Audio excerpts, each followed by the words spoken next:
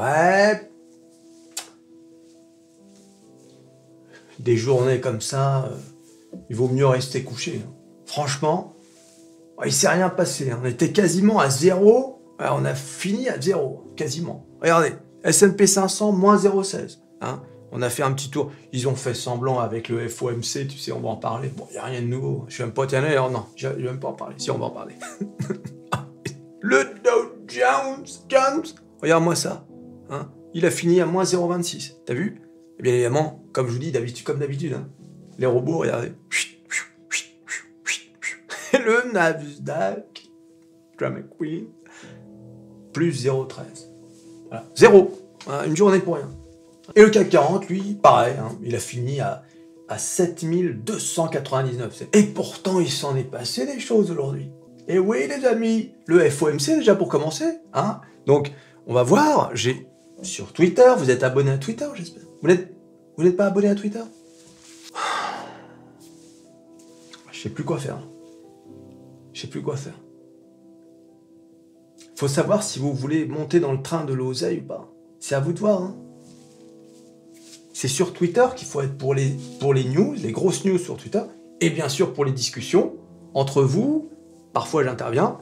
Et bien c'est le Discord. Eh oui, les amis, on est presque 400 là. J'ai même pas regardé là, mais on est presque 400. Vous vous rendez compte? Ça fait quoi? Une semaine que j'ai mis en place ce truc. Écoute, aïe aïe aïe, ça n'arrête pas.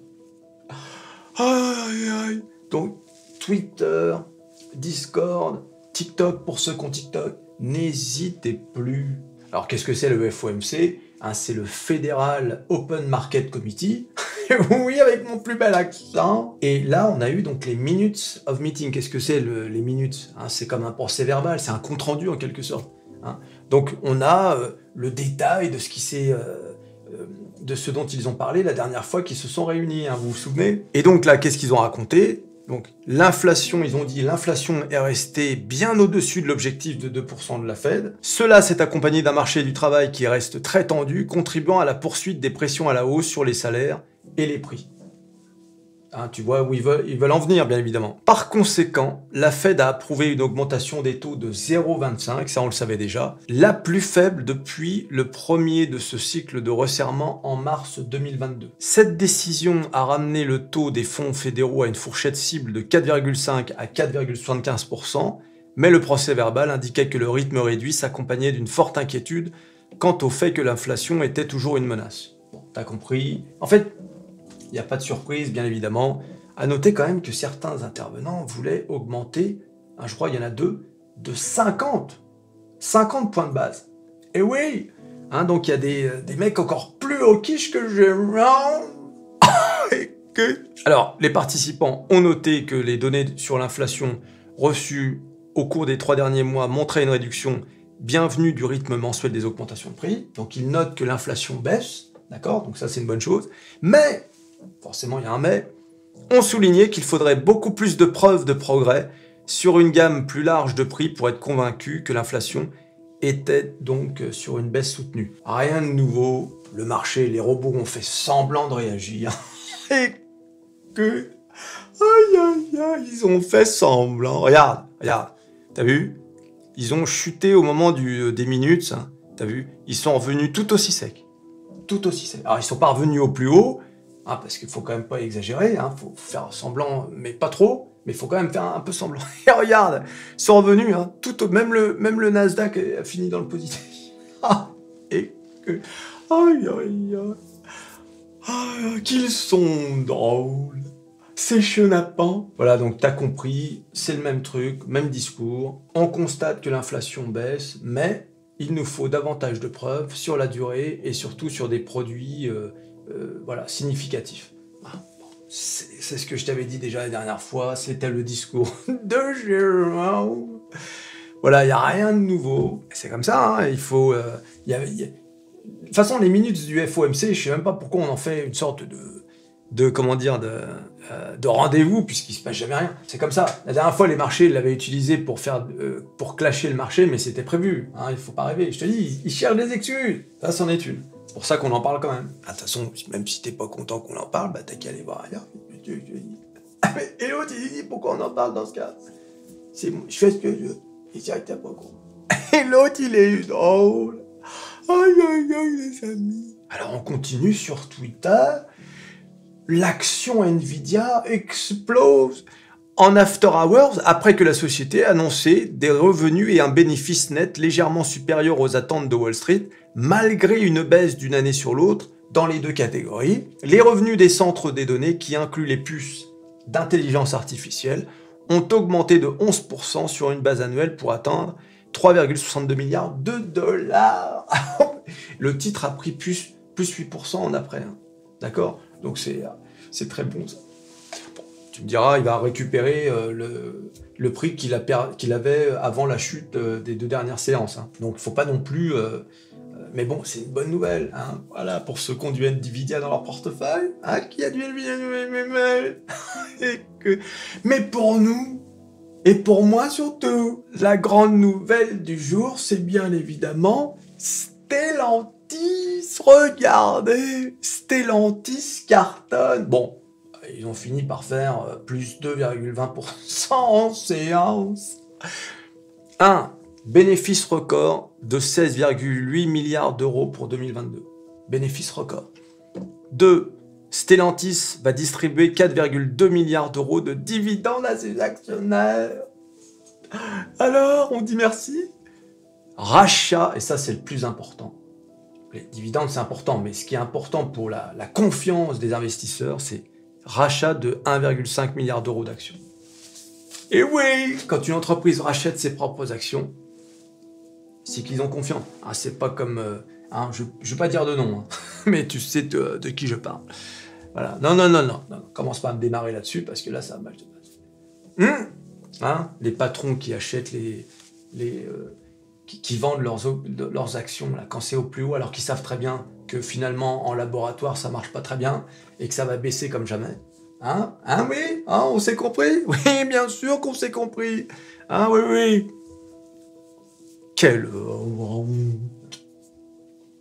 Tiens, là, un abonné qui me dit « Tous mes gains de janvier effacés, comme si j'étais jamais monté dans le train de l'oseille avec une... » Et il pleure. « Rendez-moi mon argent qu'il a mis. » Et je lui réponds « Et c'est aussi pour ça que je vous dis, prenez des profits. Prenez des profits. » D'accord ? Alors on continue avec la météo des tweets. Regardez, les employés d'Amazon poussent le PDG Andy Jassy à abandonner l'obligation de retourner travailler au bureau plutôt qu'à la maison. Le Covid est passé par là, et oui. Attends, le mec il veut que les gens reviennent au boulot, tout simplement. Mais les gens se sont dit non, on ne veut plus aller travailler. T'as vu un peu ? Le Covid, de toute façon, a eu un effet sur la planète entière. C'est fou quand même ce qui s'est passé.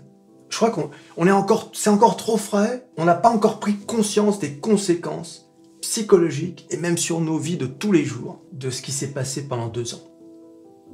C'est incroyable, d'accord ? Dans les comportements, dans les décisions à venir. Le fait que des gens, par exemple, quittent les villes pour aller à la campagne, ou en tout cas à l'écart des grandes métropoles pour avoir une maison et un jardin.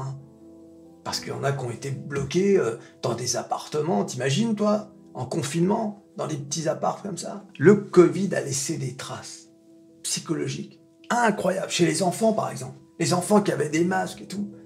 Tu sais, certains n'avaient jamais vu leur professeur ou leur maître sans masque. On a vraiment, je te dis, d'ici 10 ou 15 ans, il va y avoir des études de conséquences psychologiques à long terme sur des adolescents, des jeunes gens. Tu vas voir. Ou des jeunes adultes. Et oui, les amis, Métamorphose 47, c'est parler de tous les sujets. Et que... Aïe. Vous avez vu le match, là ? Liverpool-Real Madrid. Allez, j'en parle pas. Benzema, il a bien doublé. Matterport. Vous savez, c'est l'une des entreprises de croissance que je suis, sur lesquelles je suis aussi investi, je vais être honnête. Ils ont annoncé des résultats financiers records pour le 4e trimestre et l'année 2022. Voilà, donc c'est... alors, Les marchés d'ailleurs en aftermarket étaient en négatif. Hein. Ah bon? Et que j'en ai rien à faire. Je crois en cette boîte. Et pour moi, c'est un gros potentiel. Voilà, je l'ai toujours dit. Donc je la suis de très près. On va voir. On va voir. Aïe, aïe, aïe. Donc Stellantis qui est quand même à 16,20 €. Hein, je vous avais dit, j'avais un objectif pour Stellantis, c'était d'atteindre les 17 €. On y arrive, hein. 16,20 €. Eh oui, quand tu penses que Stellantis, je crois, au pire de 2022, je crois, avait été descendu à 10 € quelque chose. 10,20 € ou un truc comme ça. Imagine un peu. Voilà, en tout cas, bravo à Stellantis. C'est extraordinaire. Le CAC 40. Regardez le CAC 40. Vous avez vu, hein. Bon, alors maintenant, le CAC 40, on a l'habitude, hein. Voilà, début 2022. Grosse chute. On a tout repris, on est revenu all-time high. Et puis là, vous avez vu, il y a... Voilà, on corrige, hein, on corrige légèrement. On est monté jusqu'à donc 7390. Et là, on est à 7280. Enfin, tu vois, hein, c'est pas non plus catastrophique, quoi. D'accord? On sent que le marché, il se dit pas, ah là là, mon Dieu, c'est une catastrophe. Il faut tout va s'effondrer. Hein. D'ailleurs, voyons le sondage. Hein, parce que j'ai reposé la question pour voir un peu si vous étiez toujours optimiste. Hein, si vous étiez toujours en phase avec la chaîne la plus bullish de France. Bullish. Regardez, les marchés commencent à voir rouge en cette fin du mois de février, en particulier hier sur les marchés américains. Donc avant-hier du coup. Pensez-vous que nous sommes en train d'assister au début d'un nouveau crash boursier avec retour au plus bas de 2022? Oui, clairement, c'est le début d'un nouveau crash. 29%. Non, c'est une correction normale, on va vers les plus hauts. Avec lunettes de soleil et tout, t'as eu 71%, et oui. Hein, t'as vu? On est encore optimiste. Et oui, on est tous optimistes. Dans les commentaires, il y en a qui disent « Ouais, une belle brochette de rêveurs » ou un truc comme ça. Comme quoi, on est des rêveurs. Les mêmes qui disaient, hein, en décembre, que 2023, tout allait s'effondrer. Et que tu t'imagines que ça se passe exactement comme je pense que ça va se passer. Qu'est-ce qu'ils vont dire, tous ces gens-là? Je pense qu'ils vont se jeter dans un puits de goudron. Et que on les en sortira volontiers. On n'est pas comme ça. Aïe, aïe. Bon, à l'inverse, je ne me jetterai nulle part, hein, je vous le dis tout de suite. Ça, non, je n'en ai rien à faire. Vous prenez vos responsabilités. Voilà, donc il n'y a rien à dire sur le CAC 40. Rien du tout. Rien. On va le laisser se reposer. Prendre des forces. Hein. Faut qu'il prenne des forces, le CAC 40. Faut qu'il descende un peu, tu sais, je t'avais dit, 7100, même 7000, tiens, donnons-lui le repos jusqu'à 7000, hein, histoire de repartir sur de bonnes bases. Le Dow Jones. Bon, je vous avais dit, hein, il fallait que ça suive mon dessin prémonitoire. Bon, non. Il a décidé de se descendre bien plus bas que mon dessin, puisque maintenant, le Dow Jones est à 33 000 et quelques. Voilà, 33 040 quelque chose. Donc, c'est pas bon du tout. Non seulement on est descendu en dessous des 34 000, je vous avais dit, il fallait pas, mais en plus, on pourrait même descendre en dessous des 33. Ah oui, là j'ai l'impression que le train de l'eau, il y a peut-être un petit souci quelque part. Aïe. N'ayez pas peur. Vous tremblez des genoux. C'est normal tout ce qui se passe. Détendez-vous. Regardez votre portefeuille baisser, monter, ce n'est pas grave. Ça remontera, vous inquiétez pas. Ça remontera. Ah, vous êtes tellement frileux. La star des stars, le S&P 500 bien sûr. Bon la star des stars, il n'y a rien à dire. Par rapport à ce que j'ai dit hier, regarde la vidéo d'hier, c'est pareil. Voilà, comme je t'ai dit, il ne s'est rien passé, donc je ne sais même pas pourquoi je fais cette vidéo. C'est n'importe quoi d'ailleurs, maintenant que j'y pense. Voilà. Non, en revanche, comme tu peux le voir, donc, on est venu taper sur ce support, d'accord? Donc, ça c'est une bonne chose. Il faut voir, on va faire un dessin, ça fait longtemps qu'on n'a pas fait de petit dessin. Donc là, le S&P 500, il est venu taper sur ce support. Donc, si il rebondit dessus, c'est bon signe. Si en revanche, il continue de baisser, on verra bien ce qu'il fera avec la résistance du canal baissier principal de 2022. Mais a priori, s'il monte comme ça, c'est plutôt bon signe, d'accord? Mais on verra. Bien, on n'en sait rien. Voilà. Bon, c'est pas très grave, les gars. C'est juste que, comme je vous ai dit, le S&P 500 doit se maintenir au-dessus des 4000. Et là, on est à 3980. Ah, il joue avec nos nerfs. Hein. La star des stars joue avec nos nerfs. La drama queen. Qu'est-ce qu'on peut dire? Elle est là, qu'est-ce qu'elle nous a fait encore aujourd'hui? Toujours à faire des scènes. On ne la tient plus. On n'arrive pas à la tenir. Elle est toujours en train de faire des caprices. Regardez-moi ça. Je vous avais dit, hein, il fallait qu'elle se maintienne au-dessous des 12 000.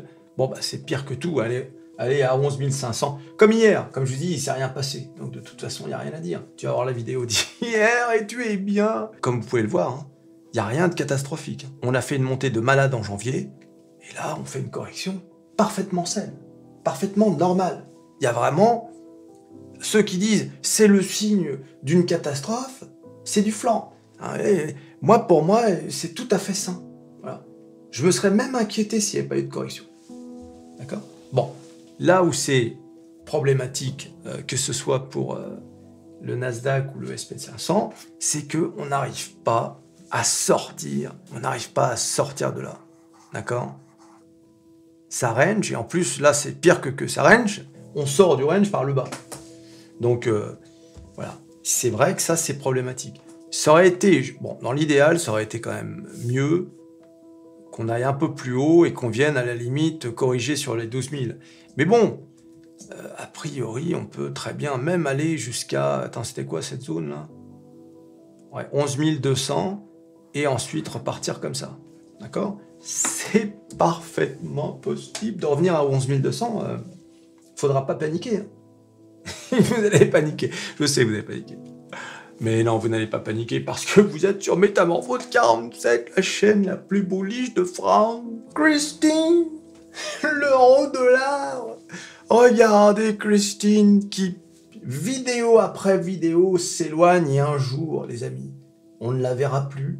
Et oui, aïe aïe, mais elle est encore là, elle nous surveille. Donc là, aujourd'hui, on est venu... Eh oui, en dessous des 1,06, ça faisait très longtemps qu'on n'avait pas cassé le support des 1,06 et ça faisait depuis début janvier.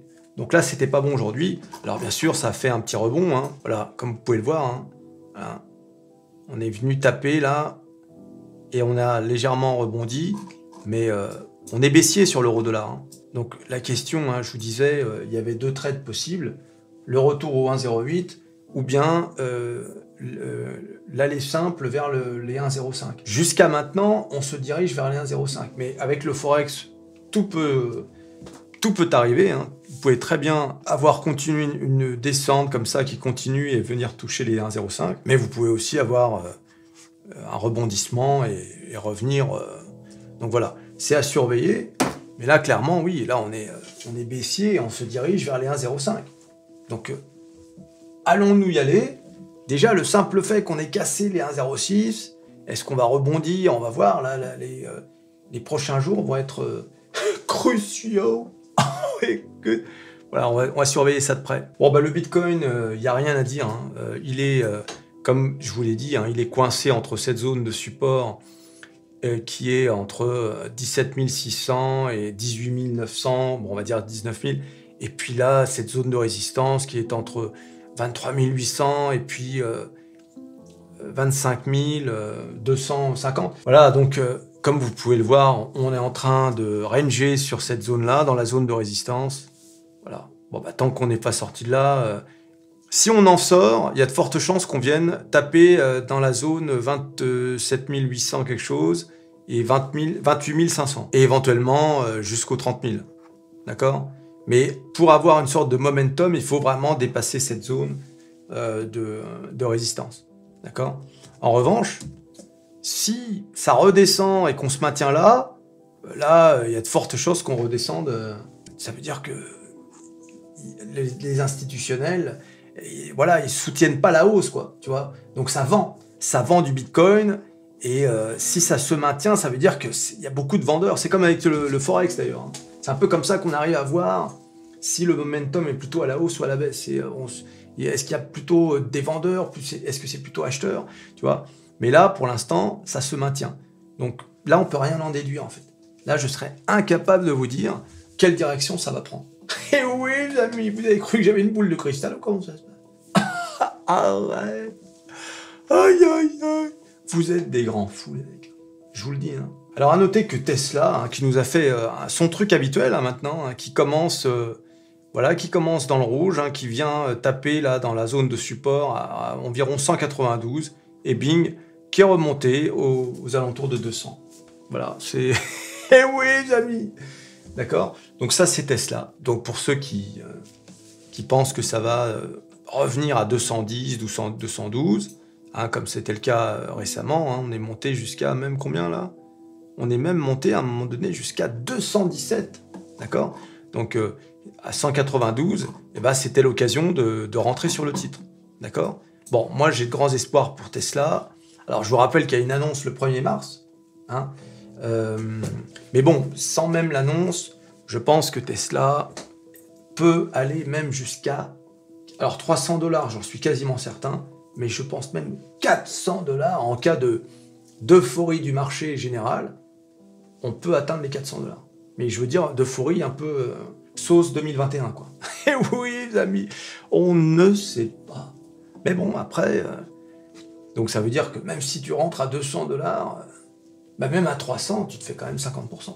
À 400, tu te fais un 100%. Mais bon, voilà. Et il faut prendre des risques, les amis. Alors attention, risque mesuré. Il faut pas que ce soit démesuré. Si vous prenez une ligne Tesla, faites en sorte que ça ne dépasse pas 10% de votre capital. Ne mettez pas toutes vos billes dans le même panier. À la bourse, c'est trop dangereux de faire ça. Parce qu'il suffit d'une très mauvaise nouvelle. Par exemple, l'histoire du 1er mars, si ça déçoit les marchés, c'est retour à 150. Je peux vous le dire. Si ça déçoit les marchés, ça va faire très mal.